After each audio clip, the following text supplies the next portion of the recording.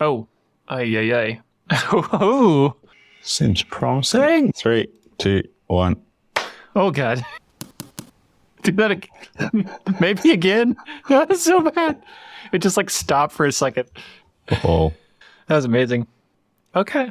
Is it our anniversary show? I'm back, baby!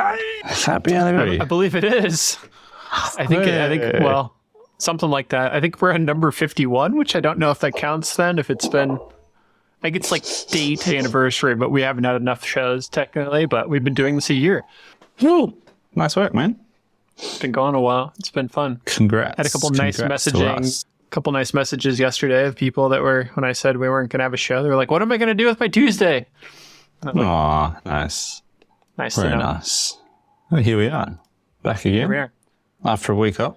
I had a little How was your vacation week time. off? It's my first vacation, significant vacation since 2019. So Yep. that's why we didn't record, because I wasn't in the country, but it was nice. Excellent. Saw some family from different countries too, which was nice. Cool. And Ricky kept things going here. He ran the mill the whole time I was gone. So that was a new Awesome. experience for both of us. Go, Ricky. Were you on remote support at all, or things ran? There was a couple things that I kind of like followed up on after the fact, that he broke a tool.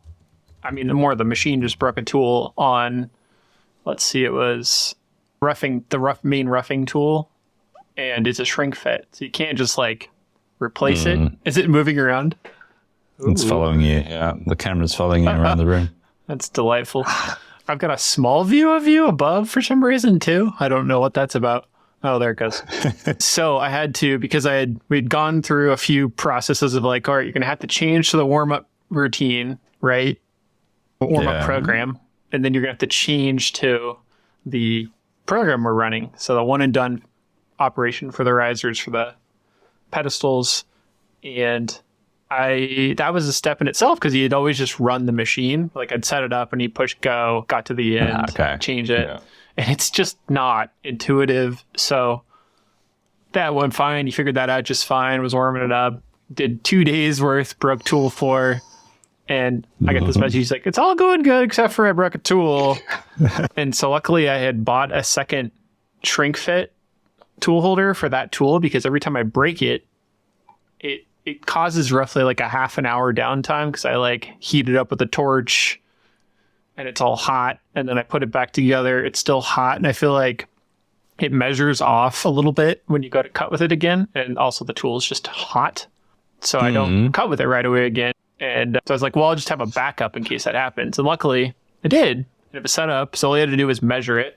So I had to, from memory, write the process of how you measure the tool, put it in, go back to the program, and I did pretty well. He kept going through the rest of the next like 3 or 4 days, and that's what he's doing right now. So we have a new process, which is nice. It's like it ripped the Band-Aid off of like Ricky needs to run the mill. Yeah, ripping Band-Aids off is good. Yeah. What do you mean there's a process? Does the mill, can it not measure its own tools? Does it not have a touch-off thing? It does. It's not Okay. maybe how our Fanuc flavor is integrated. We added the measuring tool, but it was actually the Renishaw probes were kind of, what would you say, kind of already integrated into YCM's control interface. But you have to go to like a button called Custom 1, which we've now labeled probe, and then have to know which buttons to push to get to the certain length measurement. You have to, in particular, we had an employee that had a lot of experience, and he broke the table probe on accident his first day because he didn't type in the tool number or tool length right. So it just right through. Ouch. He thought it would update on its own, and it doesn't. So it's just kind of like, Yeah. you just have to be very careful, unfortunately. So anyway, Cool. that's Cool. it's been going pretty well, I guess, otherwise. And how about you? How was your last 2 weeks? Yeah, no, it was fun. I went on holiday. It went pretty quickly, in a bit of a blur. It was kind of nice to have an extra week off editing and editing this, but otherwise, yeah, Fine, not much to report. I feel like the last 2 weeks have just been very short. We have had a public holiday year, or at least one public holiday because of East. So I've had short weeks, and I've had a bunch of like extracurricular stuff with my kids' kinder and things. So my work days have been quite compressed. Sure. So I feel like I'm just getting through the bare minimum. We've been doing some more work on our organizational structure, and Sarah sent through the current like organizational org chart the other day, and it's got my names in 3 jobs. I'm like, yeah, that's why I feel like I'm doing a shit job of everything, because I'm trying to do 3 jobs badly all at the same time. That's gonna play into something that I have to talk about too. But otherwise, things are going pretty well here. We had a great month of sales in March. Aaron's really holding everything together on the custom quoting sales point of view, which is fantastic. And web sales are probably the worst they've ever been right now. So I think we've finally crashed off the back of our digital ad spend cutoff. And we've hit a new low in terms of web sales. And so we're scrambling a little bit at the moment as to what the hell to do about that. Do we like hold firm and stretch it longer and come up with alternatives, or do we go crawling back to the land of Google and Meta? Or Johnny had a great idea the other day. He's been renovating his house and he's been using Pinterest a lot as a user. Yeah. And he was showing me the mobile app, which I haven't used a great deal, and like just how ads show up in Pinterest, and sort of they're quite tasteful, they're very targeted, and there's people in there looking for specific things and then being served ads for those things. So maybe Pinterest ads are in our future. We'll look at that. But yeah, seeing things are all right. We had another open studio last weekend. That was really nice. Just another day of meeting locals and people who are coming for a sticky beak again. That was our final one for the festival. And just really nice. The pencil sharpener was the star attraction for all of those. Like, I didn't need to be here. Everyone was just wanted to like stand in front of the pencil sharpener and ooh and ah here at the glass. Oh, what's happening in there? Well, it's got googly eyes on it now. How could you not stare? I took those off. They were annoying me. This isn't serious enough. Well, every time I like reached in to like change something or adjust something, I was like, there's a bloody googly eye in my way. They're so enormous. They're a hazard. I'm just annoyed. Our compressor, the one fell off and it just had one sentence. So like, I'm always like, I should fix that. And then it makes me laugh still. And I'm like, it still works. I love the Cyclops compressor. But the open studios were a really good thing. And it was just nice to be in a space that was quite unsalesy. Like, it was nice to be in a space with people, humans. What do you say? What's your word? Interfacing with humans? Interface with humans now. It was nice to interface with humans with not being in a sales mode at all, just kind of a curiosity mode of like, yeah, this is what we do and this is how we do it. And nice to meet you. Bye. Like, that was cool. Yeah. Yeah. Oh, yeah. That would be, the only time we ever did that is when we moved into the shop. We had a open house we invited some people, friends and family and clients and vendors, and it went really well, and we should probably do it again. But it's just like I kind of forget about some of those things because of the 3 years of everybody wanting to stay away from each other. So yeah, I found it quite validating of like having external people in there and seeing it through their eyes for a moment. And it's like, oh yeah, we do have great machines and we've built an amazing space, and it's kind of a moment of like, yeah, it's nice. Make feel nice. Oh, I like that. That's a good one. Make feel nice. That's a Black Books quote. Oh. What then? Speaking of make feel nice, how was vacay, as they say? Vacay. It's great. Warm weather place that I'd been to in the past, and it's closer to the equator. It's just check it. Yeah, just nice to not really be concerned about the pandemic anymore. And in that regard, for us, we didn't feel concerned, and just had been a really long time of getting to relax in that way. So it was good. And I think there's always for me, it's ramped up maybe worse this time than previous times. The week leading up to leaving, even on like smaller, like holidays or things where I'm going to be gone, somebody else is working for a while without me. It's just so stressful for me still. And I am immediately aware of all of the ways that I've failed to do the E-Myth, right? Of like creating replicable processes, documentations. I'm particularly stressed about like having pre-order products still not shipped and feeling like that's weird to take a vacation during. But that said, Ricky did about all, it could have done more, I suppose, if I was here, but like we did a great job. He's packaged most everything up that needs to be packaged and thinking about how like what needs to go, what's left. And so we're only a few steps away from really shipping that stuff. So it just, Cool. I always have this recounting. It's almost like good for it to be more regular. I'm sure my wife would agree, to take more vacations if we can, and that it becomes less of a stressor to disconnect and leave. And I think selling products has really relieved some of that. Like the whole time I was gone, I happened to be like walking around in the city we're in and got a notification because my phone was still working there, and it said we had a sale of CNC product, and I was like, all right, that's, usually it's like always a great feeling, but I was like especially like, oh man, this is different, because the last time I'd gone on a vacation, we didn't really have products to sell like that, and if we did, they couldn't be shipped till I got back because I did all the shipping before. So this time it was like, we sold products and it's going out. It's like, it was such a different feeling of like, all right, well, at least that feels good. And so we did have a pretty decent amount of sales while I was gone, which is nice. And it's only hopefully going to continue to grow in that way.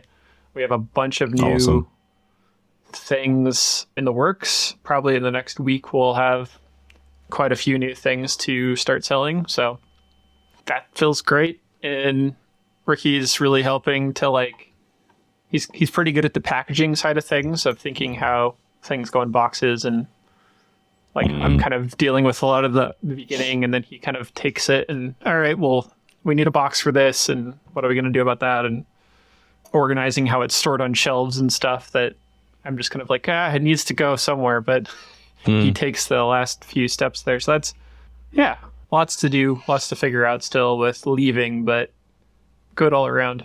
Worked out okay. Fantastic. It's good. Glad to hear it. Very good. Yeah. So what are you gonna do about that E-Myth org chart? Well, I've made them before, but you saying that and then thinking about it since I got back, we talked this morning when we both got in, and I was saying I think we're definitely going to be hiring this year.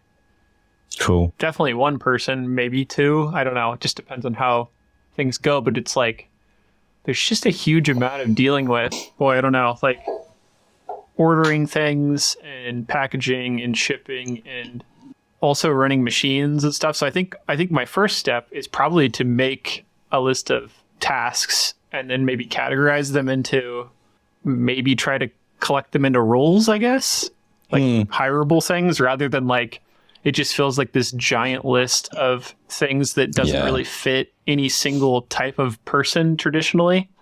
Like machinists don't usually do shipping and procuring too. So I don't know. Do you have any thoughts? Like, do you split roles into weird groupings, or is it always pretty defined? No, I think it's like at the scale both of us are still operating at. I think it's important to know what those roles are, but then just assume that they're going to get squished together as well. So, in the same way that I've got 3 roles with my name on them, like someone you hire might end up with 2 roles, like work. I think it's great to clearly establish what you want someone to do, and so that they come in knowing how to succeed. You know, what's important about the job and what they're going to do, and what are the things they need to do that job well. But then, I think it's totally acceptable for small micro businesses to be like, these are the 2 roles that we're not big enough to have you just doing this bit of it, so you'll do this and this. And I think most people who want to work for a business like ours will be up for that.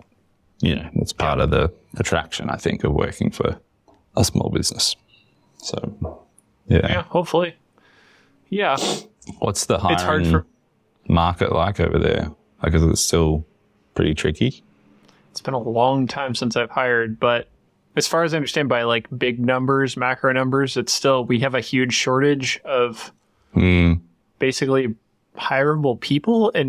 But I was listening to some radio story about that, and I didn't really finish listening to it, but there's basically like, there's not enough people to hire and there's low employment numbers. So it's like not a lot of people are unemployed, and it's almost like there's just like not enough people or something, or like maybe people were working two jobs or something before. I don't know what the story is, but I don't know.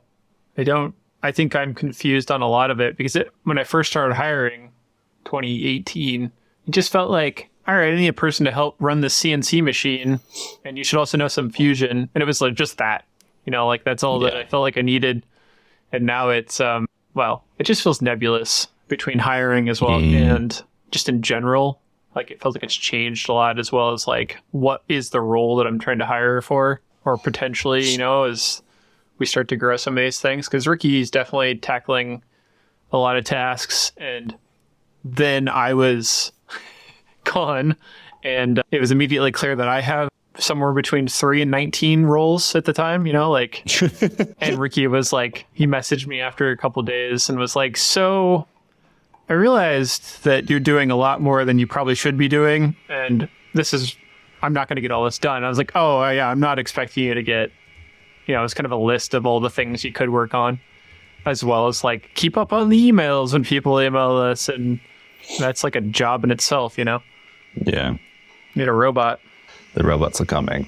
Yeah. Yeah, the org chart stuff's been good for us. That's been a really beneficial exercise for everybody, of more clearly defining what each of us are responsible for and where the overlap is, and who can back who up if someone's out, like who's going to cover that role, and finding where the gaps are in that. And yeah, that whole game of working all of that out has been great and really beneficial, I think.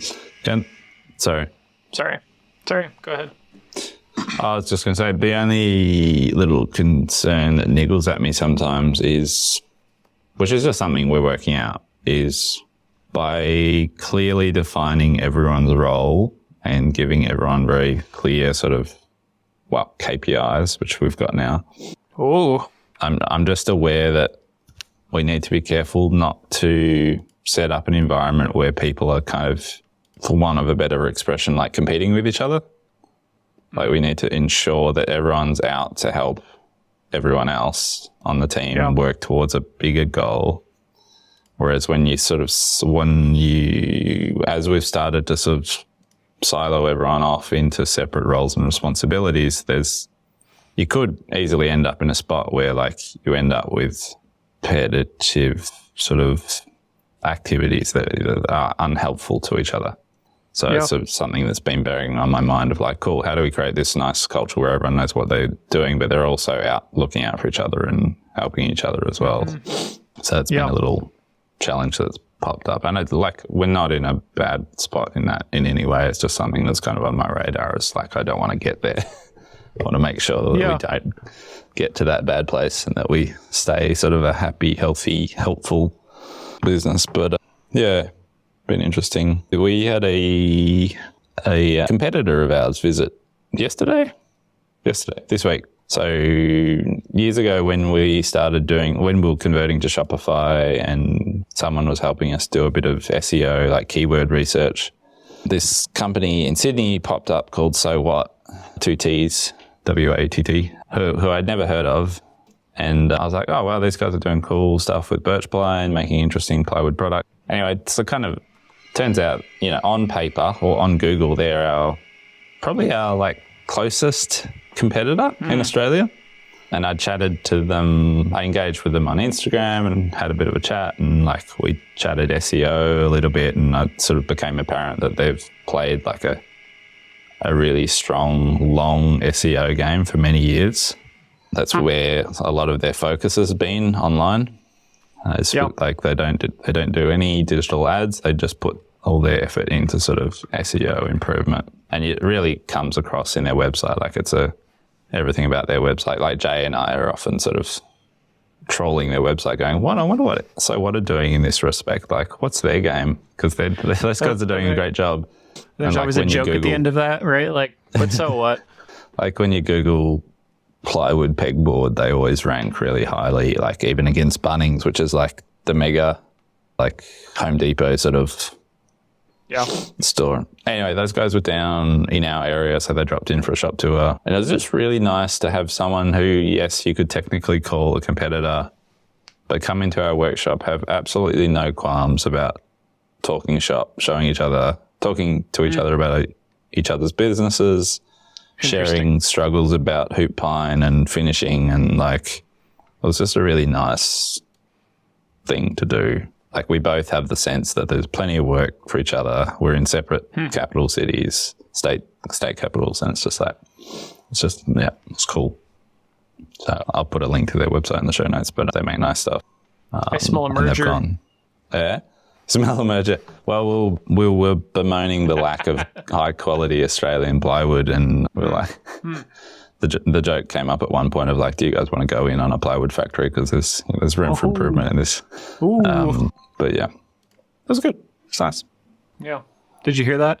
My no? phone decided to beep at me. I don't know, just that whole content that, I don't know, it beeped. And then I thought you were doing a noise off of that. No.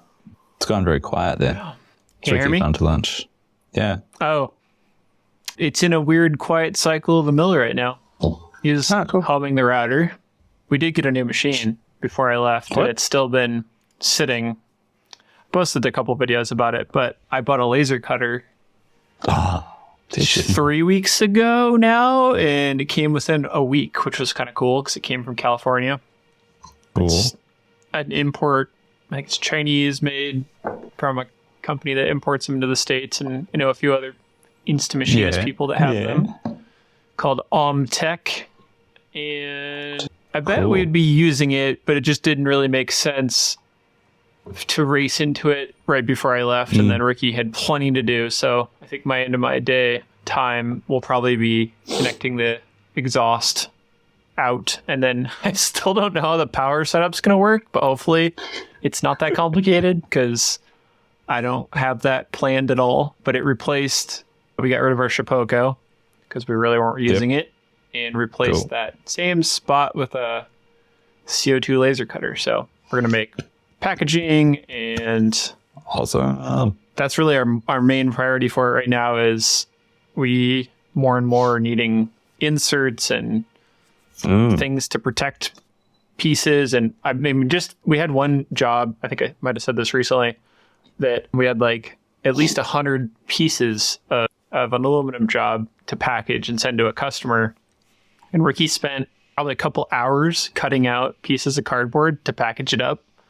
And that was the last straw for me. I was like, this is silly. Like, a person doesn't need to cut cardboard. I mean, sure, a couple times every once in a while, but just for the amount of, like, we've been outsourcing that to a friend who has a laser cutter, and just from selling other things and other tools we weren't using, I was like, I think this makes sense to buy. So it was pretty affordable, and I think we're just going to keep needing more and more of that kind of thing. So yeah, see how it goes.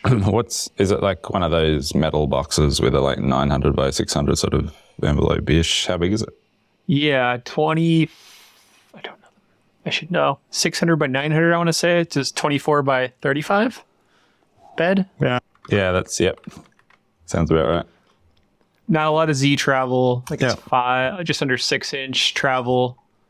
It's not like crazy fast. It's just kind of like a middle of the road kind of thing. But it was like $4,600. So I'm not expecting rocket science. I'm $4,600. Very affordable. Wow. Okay. Very affordable. Awesome. has a chiller, and yeah, I don't know. The last time I used a laser cutter, I was in university. And I think it was a universal laser that was 30 grand or something, and it was just abused to all hell because nobody knew how to use it or clean it. Nobody cared. So it's been a long time, and it'll be really interesting to like, I don't know. I have a few ideas of not products necessarily, but we've already been like, oh, we need to make a little insert for this product because it always, you always have to like pack paper in, and yeah. Cool. I can't wait to see what you do with that. Like, I feel like your way of working, your design brain, and the time you invest in solutions will yield some really nice results with a laser. I hope so. Cool. I hope so. Ricky is super excited, I think, because, forever even just job shop jobs, we've always used pieces of cardboard or cardstock or something to kind of package stuff up. And even just some simple, like, I guess you'd call them like package branding. So like we have plain boxes that are white that we put the risers in. They're just kind of plain in the box. And normally I think we'd throw some kind of label on it. But I was like, well, we could just do a little etching, put the box in there and etch it real quick. Yeah. Oh, also it is good for, I'm told by a friend who runs a laser company, eating off the CO powder coating off of metal. So like our duct towers are powder coated. So we're probably going to brand those with some little bit of engraving. See how that goes. So cool. Yeah. Should be fun. I'm excited to play with it. It's been a long time. That's cool. Yeah. Just makes me want one even more. I've noticed more people fitting the OPT laser, the laser that Grimsmo just got that runs natively with a Masso control. Noticed a few more people, OPT lasers, running those lately, and they've got the little magnetic mount, so you just like put the plug on the side of your, CNC router spindle, and then the laser just goes thunk, on and off. Pretty cool. Got me thinking about putting one on something again, but for that sort of money that you just spent, it's like... Yeah, I consider those. I think the wattage is so low that I just didn't want to combine it. There's something about it being on a machine that cuts dust things that just freaks me out too, about laser fire making. It just, I don't know. It didn't feel right to me. We'll see. I'm excited to see what that can do. But I told a friend who I actually started my original business with, it's like my good friend. I was like, I think I've fulfilled all of my like university school dreams of having a shop now. I was like, the laser cutter was like my dream machine back then because we could make architectural models so easy with it versus cutting them by hand. And then I started playing with CNC routers and was like, oh, that's going to be sweet. Someday I want to get one of those. And then like happened to get a 3D printer, and that really seemed like a new revelation. And now the laser cutter, I'm like, I don't need anything else. I'm good. That's all I need. You heard it here first. Justin doesn't need anything else. Until we stumble into 5-axis, I guess. Yeah, cool. Very good. Well, I'm one of my things on my to-do list is planning next year's budget, which rolls over in a couple of months. So it's that time of the year where I get to fantasize about what tools I might be able to sneak in. Hopefully get a laser back on the list. Yeah, it'll be fun. Yeah. What would your laser use be like? What would you want to make with it? I just want to engrave things, to be honest. Sure. Because we've got the knives on Trinity, that takes care of packaging and cutting sort of thin, softer materials. So pretty much every idea I have for laser is around engraving. And maybe cutting acrylic. Be nice to be able to cut acrylic with a smooth edge rather than a machined edge. Butter. Yeah, that's about it, really. Branding opportunities on parts. Yep. Yeah, they have some 4th-axis add-on you can get with this company that definitely is interesting. I haven't thought of any good reason yet why we need that, but yes. Yeah, cool. How will you drive that out of Fusion? What's the programming plan? Not there yet? It can do images. Back when I was in school, somehow we could run off the PC. We would open Rhino and just use the layers, and those would mean different power settings. I don't That's think right. that's how we'll do it now. I don't know though. I haven't. It comes with some software called Lightburn, which I've heard is pretty normative in the world of laser Yeah. cutters. And then it can use USB stick, or I'm probably going to run Ethernet to it. And I think it works like a printer driver potentially. I'm probably not accurate. I don't know. Hopefully it's easy. I'm just imagining like trying to send an A4 like laser print out and sending it to the wrong printer. Oh, people used to do that all the time in the architecture school. They would print like drawing sets to the laser printer, and it would like cut on the ruler because it was too big that you like line stuff off on. That thing was just a disaster. Hilarious. Yeah. Cool. Jealous. Any new products cooking? Definitely. We're going to be doing a lot more like we've been selling tool holders that we've been reselling, and those have been going really well. Yep. So it kind of spurned me into the idea of we've had people ask about collets, and been doing some research, and I found a couple different sources for those that we're kind of finalizing kind of relationships so we can make that work, and Cool. opens up a huge opportunity, I think, for just a lot more of that kind of stuff. We're kind of viewing ourselves more like a solutions provider. I don't think we'll ever be like a proper like tool vendor where we have like a bunch of different CNC tools, and maybe, I don't know. We'll see. For now, it's kind of like centered around things that really help people with CNC routers that are hard to find on your own, or maybe overpriced from certain sources that you haven't been able to find reliably. And so I have a few other like unique new not completely new concepts, but things that we would make and sell to that we're working on. But in the short term, I think it's going to be some more tooling opportunity, resale cool. stuff. So yeah, I have a little experience with that, not a lot, but it's not rocket science. Yeah. For what my experience has been. So Cool. Yeah, that's what I was Yes. going to ask you before. The heat shrink tool that Ricky snapped. Yep. Why are you using heat shrink over like collets? Is it because it's cool? Go on, tell the truth. Oh, it's definitely cool. Yeah. I wanted to try one when we first got the mill. And there's two things that I think are really interesting about it is theoretically the runout should be better. You don't have multiple objects.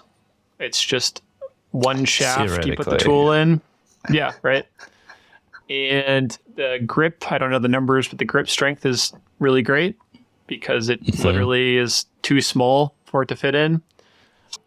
And I know it seemed to- the principles of why it should be better, but like, did you? why am I doing it? Why are you doing it? Like, did you find issues with an ER setup, and you're like, oh, this tool needs to be heat shrunk? I just really to wanted to be try it, better? and it was Yeah. really affordable to start to try out. It was like $100 or some tool holder, and it works really nicely for like my thought was I'm not going to do a lot of these, but like this one tool in particular I thought of is like we need really good grip on like a roughing tool because it takes a lot of force. It's like the main rougher, and then it's tapered at the nose so you can really fit it into a lot of places nicely. Oh, yeah. And Nice. I don't know. Don't have a lot of great reasons, but it is a little bit of a pain in the ass to change when you need to. So that was the You reason don't- to just you get don't another have the, one. you don't have like the induction cooker heat thing. The do you? $5,000 induction cooker. No, maybe an option potentially someday, but it really isn't it's really not that hard to use a torch and like heat it up and drop it in to the mark, which I saw somebody, Yeah, cool. good idea the other day, use drill stops to set your depth on the tool, and then you can drop it to the stop. So I kind of And the just stop drop just them and stays in hover it there. until it shrinks. Oh yeah. Cool. But I'm sure, I don't know. It's a little silly, I suppose, but it is It's not nice silly to if have it's really better. like, I'm just interested. Yeah.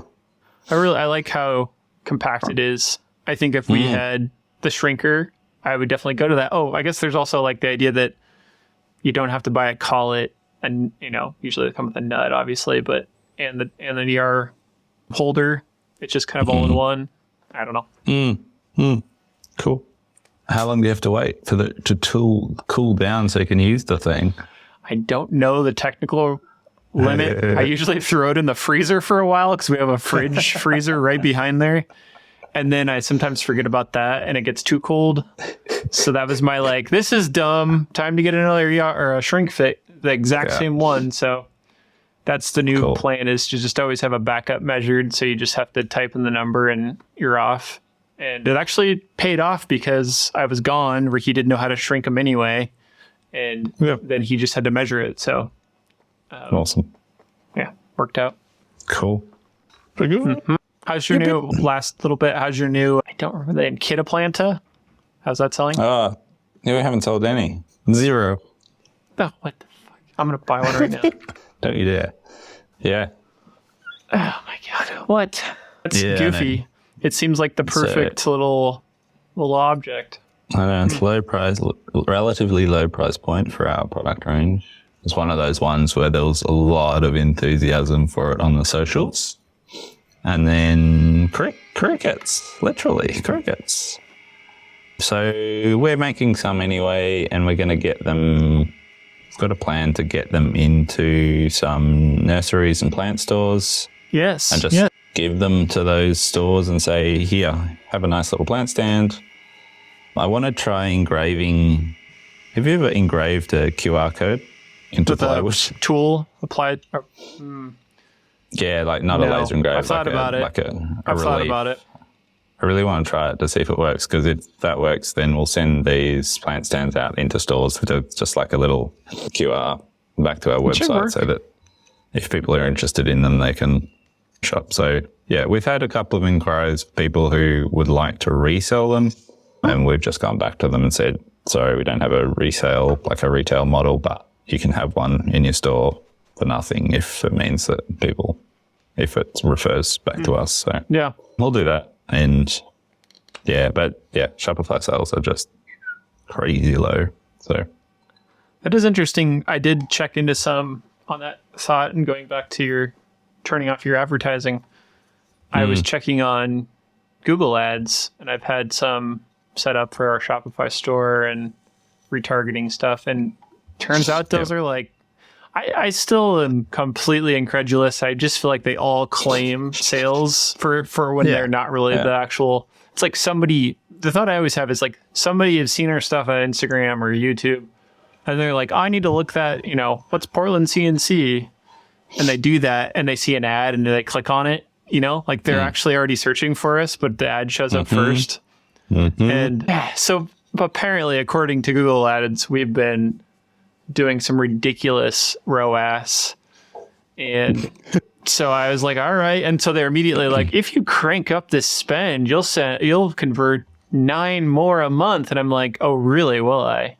Or will I just spend more money and drop the ROAS? Yeah, I'm really dubious about brand ads, like bidding on your own name. I kind of get the logic of it, but like, it just seems like throwing money away as well. It's telling me that I'm bidding against like tools today, and like, so that's like they're a pretty large, I think it might be owned by Amana is my guess, Amana tool, but they are well marketed and everybody knows about them. I'm like, why the hell would I be? I mean, like, I guess I'm starting to be that, but it's like, we don't really cross over with them anyway. Just, I don't know. It's working supposedly. I added like another couple dollars a day just to see if it like actually would convert more, but I really think it's just people already know about us, and that's the first thing they see when they search for it. Yeah. But who knows? Yeah. Well, yeah, I do, despite our ultra low product sales, I do feel good about the fact that we took the plunge with turning ads off, and we're learning something now. Yeah. Potentially. Yeah. Are you tempted to turn it back on? I'm tempted to keep it off longer, to be honest, just to get more insights. But I feel like that's me being a bit stubborn, potentially, and maybe a bit stupid, and not, I kind of want to, I still want that clean break of like a no ad period, but I think I should actually probably re-engage something like Pinterest and do like a really targeted, just like, for instance, John's idea the other day about Pinterest was like, why don't we just advertise Kit a Planter? So it's just like focused product, much more measurable, one platform, and just see, what that does. So I quite like that idea. So we'll see. It is really interesting. It's coinciding with pretty low sales otherwise. It makes you wonder, is it really just that, or is it some other weird confluence? Yeah, exactly. And that's why I want to sort of extend the trial further in case it is just the current market, blah, blah. But yeah, that's the end of my story. We didn't have a software corner. I had nothing for software corner. I really, really wanted to push it, but... Don't press the button. Cool. All right. Well, nice to be back. Happy birthday. Happy Parts Department birthday.